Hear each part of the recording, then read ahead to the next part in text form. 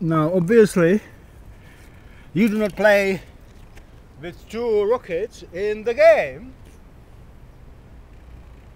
even though in training it's okay in the training, and I think also for the trainer it is good because he can, you know, he doesn't have to, he will save his back, yeah, and he can go like that, but to get in double, no? He can close the net like this, and when he's good, he can play to the student, to the trainee, proper balls from both sides without ruining his back, but it does it for a long time. But in the game, how does it look in the game? I guess it is not allowed in a certain sense. It would be a hindrance also. Okay. So what you do, you either play continuously with one hand, correct tennis, and even aggressive tennis if it comes to that. Okay. And when the chance comes, change to the other side, I mean, if it's necessary, or if you are tired. Okay, so in this sense you can play again full power. Your left hand relaxes, and then you can continue with this full power play with your left hand. Okay. So this is the advantage. One advantage, you actually are two players. If you have good heart and good overall technique and condition, physical condition, then the trouble is the sinews, the joints, shoulder, elbow, wrist, neck, and if you simply hammer it with 1 minute with the right hand, 1 minute with the left hand, then is a therapy actually for symmetrical spine. It is good for the joints, and it's fun also, because you're not bored after some time, 3 hours with the same hand, and when you hate it. And then there are other possibilities if you can afford it in the game, so that you can change, and you play, in that case mostly double forehand cross, and you see you can run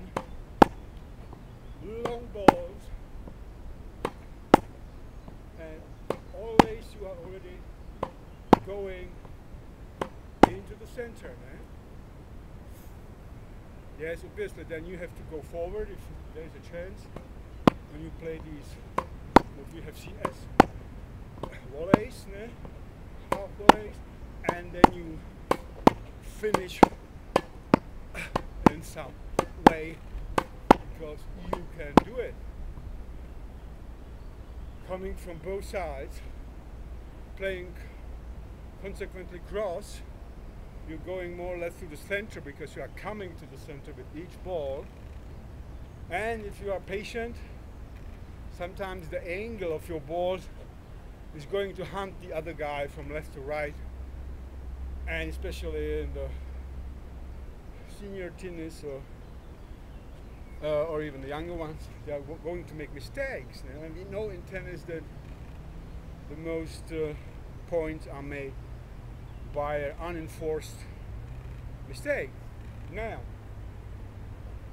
I don't go so far away because of the camera. By serve, it is obvious.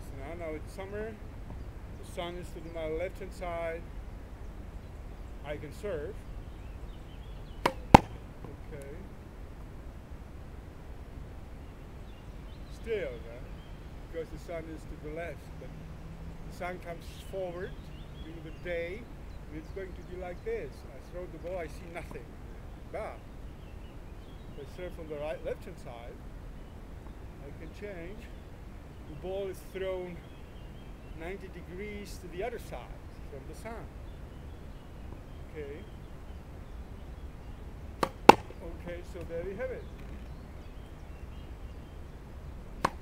Right hand side, left hand side, and so on. This is the difficult part. To learn your training smoothly. There are some exercises like this one.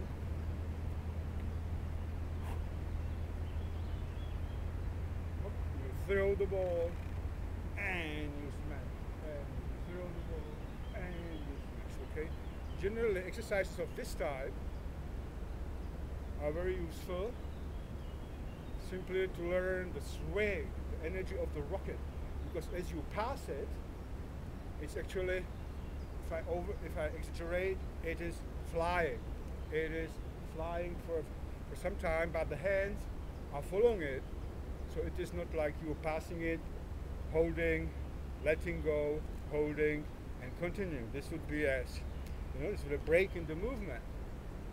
So you simply, like that. By training, it can happen. Training, you have to be relaxed. You can listen to some music and go like that.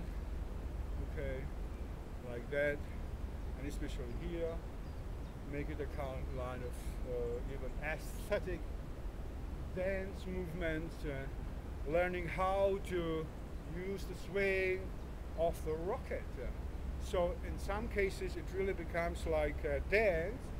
And even if I showed you forehand, turning backhand, or forehand, turning backhand, or another forehand, it becomes a kind of complete usage of the turning of the whole body, which is great fun, which is a kind of qigong, kind of samurai fencing.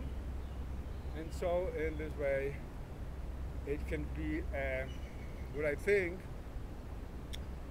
after all, either for young, very motorically gifted persons,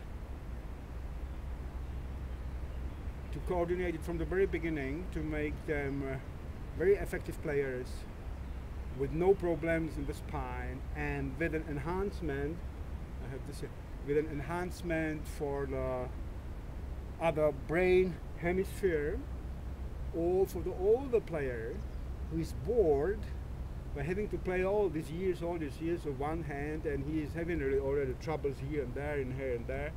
He can do it not for competition, but for rehabilitation and fun and finding a new perspective in his life. And generally, if you are learning, as an older person is always learning, brain cells are growing, so it can be a kind of prevention of old age diseases. So, and for those who have an aesthetic desire to move in a perfectly coordinated fashion in a real fight situation, then this is it. This is the tennis, because we cannot fight with swords.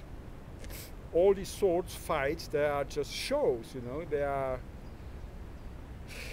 trained and trained and trained hundreds and hundreds and hundreds of times, and then it is shot in a film or it is shown by the performance.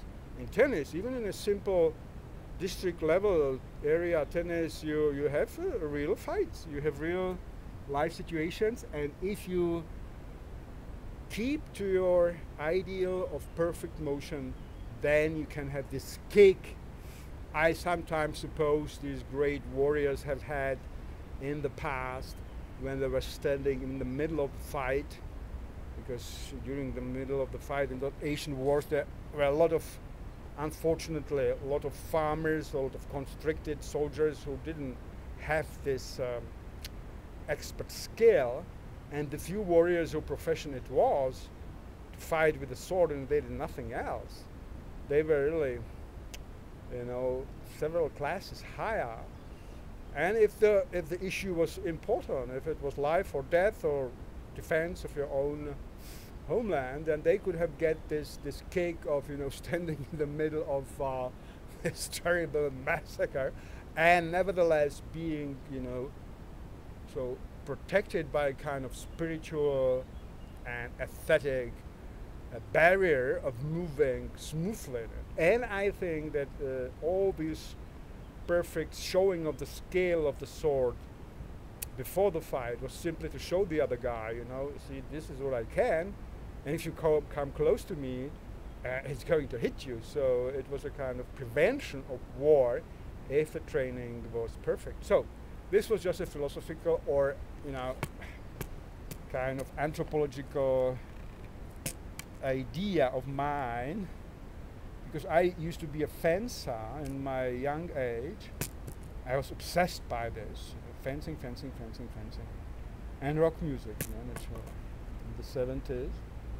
And I was looking for something that would, you know, satisfy my passion, and it would be outdoors, you know. And I played table tennis, and played squash, and I played badminton and whatever, and nothing comes close to this, because the weight of the rocket can be somehow approaching the weight of a light sword, and the ratio of a very small mistake in your body to the outcome is enormous. I guess there's no other sport then can show you how perfect you have to be, because you sweep your wrist and you slash with the elbow and shoulder, and there may be 1 centimeter or half a centimeter mistake, or even a millimeter, in your overall coordination, and then it is 1 meter out. Yeah. So this is something that can last your whole life, improving, and like training here on the tennis wall, which this one is perfect, this is concave, is a kind of meditation. I tell you, I come here almost every day when I am in Constance in Germany, and I have it instead of Qigong or instead of Satipatthana, Vipassana meditation. This is a meditation in motion, truly, because it goes so fast, bouncing from the wall, there is no possibility to have a single thought. Okay, so this is it. Bye bye. From Heros Pavlos and his double-hand tennis. On this wall, you see, the wall is concave. You can even train here special hits into those marks for serve and so. So I would recommend everybody who wants to do this to get a possibility to play on a wall like this. This area is fantastic. You see, it's 10 o'clock in the morning, and nobody is here because, you know, it's the summertime and they all make parties, the students mostly, and then they wake up at midday. Bye bye.